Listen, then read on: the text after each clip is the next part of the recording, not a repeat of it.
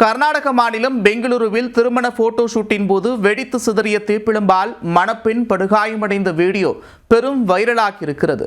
நீங்காத நினைவுகளை தருவதற்கு பதிலாக நீங்காத வடுவை தந்த திகில் போட்டோ ஷூட்டின் பின்னணி என்ன? திருமண போட்டோ ஷூட் என்றாலே எல்லை மீறுவதைத்தான் கிக் இருக்கிறது என்ற நினைப்பில் ஸ்மோக் எஃபெக்டுக்கு நடுவில் தீப்பொறிகளை பறக்கவிட அது மணப்பெண்ணையே பதம் பார்த்து விட்டது. அதிர்ச்சி சம்பவத்தின் பின்னணி என்ன?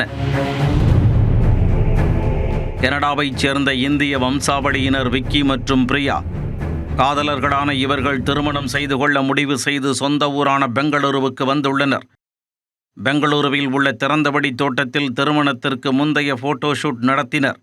அப்போது அந்த போட்டோ ஷூட்டை வித்தியாசமாக எடுக்க நினைத்த போட்டோகிராஃபர் ஸ்மோக் எஃபெக்டில் தீப்பிழம்பு தெறிக்க மணமக்களை போட்டோ எடுக்க நினைத்துள்ளார்.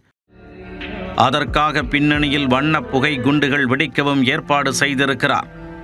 அதன் பின் ரெடி டேக் என போட்டோகிராஃபர் கூற மகிழ்ச்சி ஆர்ப்பரிப்பில் மணமகன் புதுப்பெண்ணை அலேக்காக தூக்கியிருக்கிறார்.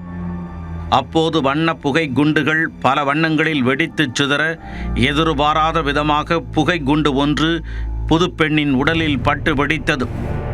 சிதறிய தீப்பிழம்பு பெண்ணின் உடல் மட்டும் இல்லாமல் தலைமுடியில் பட்டு பொசுக்கிவிட்டது.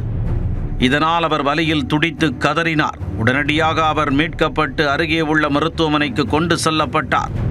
அப்போது அவருடைய உடலின் முதுகு மற்றும் இடைப்பகுதியில் தீக்காயம் ஏற்பட்டிருந்தது தெரிந்தது. அவருடைய தலைமுடியும் எரிந்து கருகி இருந்தது. இந்த வீடியோ இன்ஸ்டாகிராமில் வெளியாகி ஒரே நாளில் 76 மில்லியன் பார்வைகளை கடந்து வைரலாகி வருகிறது.